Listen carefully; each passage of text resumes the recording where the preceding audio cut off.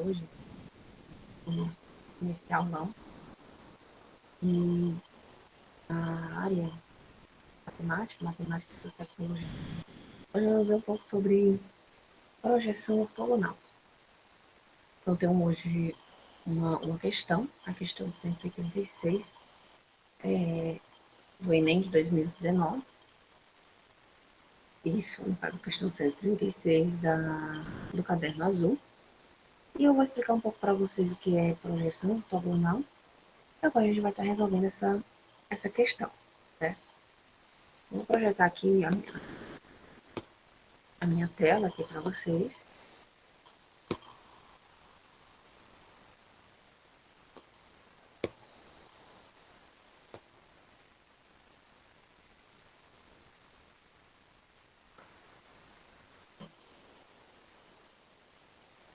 Aqui nossa área de matemática, né? Matemática e suas tecnologias.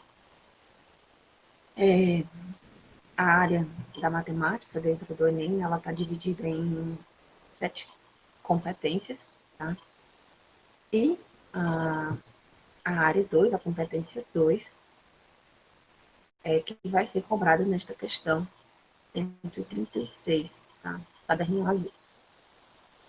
Então, a competência de área 2, no caso os alunos, né, vocês têm que ter um breve conhecimento sobre a utilização, né, do conhecimento geométrico para realizar a leitura e a representação da realidade e agir sobre ela.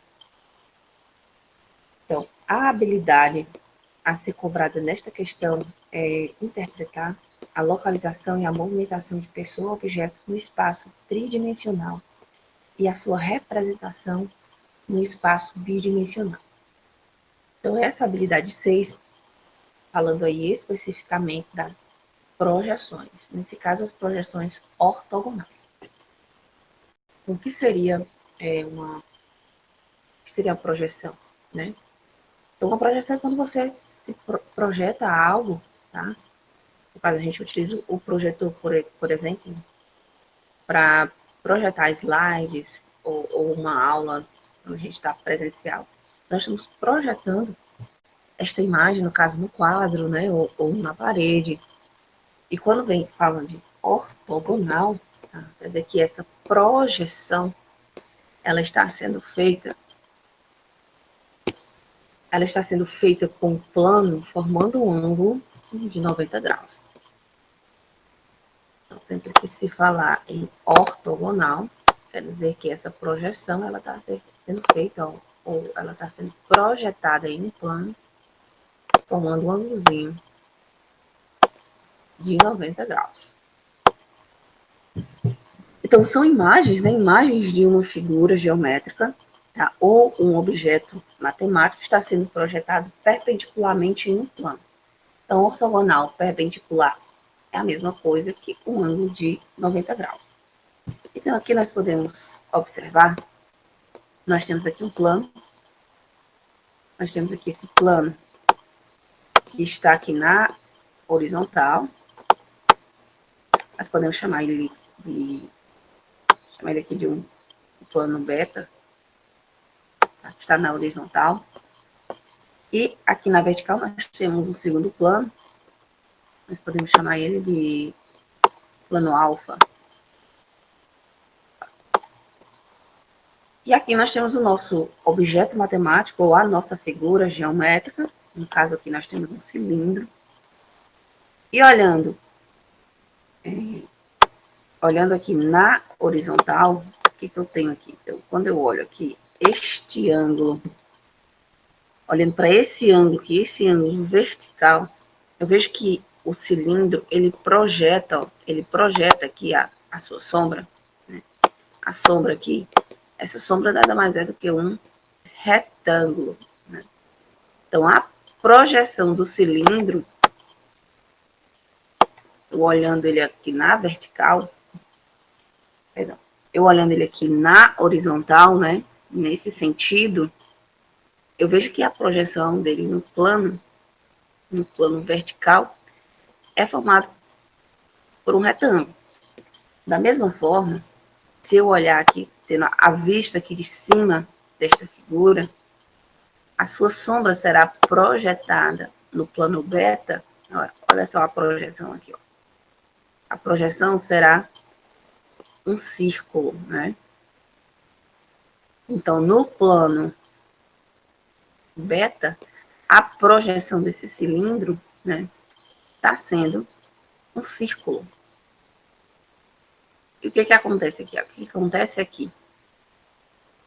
Nós temos a vista aqui de cima, ó, perpendicular, nós estamos vendo que essa projeção do cilindro está formando um ângulozinho de 90 graus com o solo. Então, aqui nós temos uma projeção ortogonal.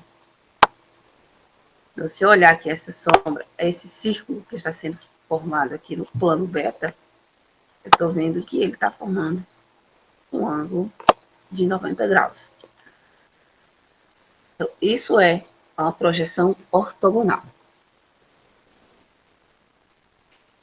Aqui nessa outra imagem, nós temos um plano, que é onde está sendo projetado a imagem dessa nossa figura geométrica. Observe que os pontos, né, eles estão sendo projetados.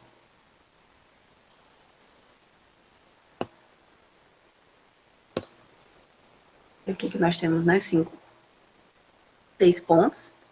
Esses pontos, eles estão sendo todos projetados aqui, a sombra, né, está sendo todos projetados aqui no plano e todas estão formando um ângulozinho de 90 graus. Então, nós temos aqui um polígono, né, um polígono de 6 lados. E esse, olhando aqui de cima, né, olhando de cima aqui, como imaginar que aqui que tenha uma luz, então eu olhando essa figura de cima, eu vou ver que ela vai estar projetando a sua sombra no plano, formando aí um ângulo de 90 graus. Então, essa é a nossa projeção ortogonal. A nossa questão 136 do caderno azul, ela fala um pouco sobre essa projeção, tá? Então, assim, ó, um grupo de países criou uma instituição responsável por organizar o Programa Internacional de Nivelamento de Estudos, o PINE, com o objetivo de melhorar os índices mundiais de educação. Em sua sede foi construída uma escultura suspensa com a logomarca oficial do programa, em 3 dimensões, que é formada por suas iniciais, conforme mostra na figura. Então, esta figura, né, a logomarca da empresa, ela está, ou bem na frente, né, foi construída essa escultura, e ela está suspensa. Quer dizer que ela está suspensa por cabos de aços, né? E ela é um objeto tridimensional. Então, essa escultura está suspensa por cabo de aços, de maneira que o espaçamento entre uma letra adjacente é o mesmo. Então, todas têm igual espessura e ficam dispostas, né, em posição ortogonal ao solo, como ilustra a seguir. Então, aqui nós temos o nosso objeto, né, que é aí a logomarca PINE, e que ela está suspensa por cabo de aços. E, no caso, ela está suspensa por cabo de aço e a sua posição é ortogonal. Isso quer dizer que a posição que esta figura está em relação ao solo, né? Em relação ao solo, deixa eu só. Então, quando eu pego aqui essa figura e eu observo ela com relação aqui ao solo, ela está formando aqui um ângulo de 90 graus. Então, por isso que fizemos aí a posição ortogonal. Aqui, então, nós temos o plano, que é o solo, no caso. Podemos chamar aqui de plano alfa. E ao meio-dia, com o sol a pino, as letras que formam essa escultura, né, projetam ortogonalmente sua sombra sobre o solo. A sombra projetada no solo é... Então, vamos imaginar o seguinte. Ele diz que o sol está a pino, então isso quer dizer que o sol ele está na altura máxima, né, que ele poderia alcançar durante o dia. Então, isso é uma visão de cima, né? Então, nós temos o sol aqui. Vou tentar ilustrar. Nós temos o sol. E o sol, né, quando atinge aqui essa figura sólido geométrico, né, que é tridimensional, então quando atinge esse sólido geométrico, ele está projetando uma sombra no plano, no caso, no solo. Lembrando que ele diz que o espaçamento entre uma letra e outra é a mesma. Então, o espaçamento entre as letras adjacentes são as letras próximas, é o mesmo. Então, basta eu imaginar qual seria a sombra projetada por cada letra. E identificando também o espaçamento, respeitando o espaçamento entre uma letra e outra. Então, vamos analisar aqui qual seria a sombra da letra P. Vamos mudar aqui a cor da tinta. Vou colocar preto. Então, vamos lá. Então, eu olhando aqui de cima, ó, nossa visão, nós vamos ver que a sombra de P vai representar aqui, ó, um retângulo. A sombra de P ela será projetada dessa forma aqui. A sombra do I, eu olhando aqui de cima, tendo essa visão aqui de cima, a sombra do I, nós vamos ter o espaçamento, né, o espaço, ele dá sombra, o espaço, ele não vai ser projetado, logicamente. Então, nós vamos dar aqui um espaçozinho. E aqui a sombra do I, ele vai ficar mais ou menos assim, ó, um retângulozinho um pouquinho mais estreito, um pouquinho menor, um pouco menor com relação à sombra aqui do P. E eu pegando aqui o N, né, tendo essa visão aqui de cima, eu vou ver que a sombra que será projetada será a partir daqui, ó, do início até aqui. Então, aqui nós vamos ter um outro retângulo que vai representar aqui, ó, a sombra da letra I. E aqui nós temos a letra E, né? A letra E, também tendo essa visão de cima, vai ser projetado aqui um outro retângulo. E sempre, pessoal, respeitando o espaço, né? Então, aqui, basta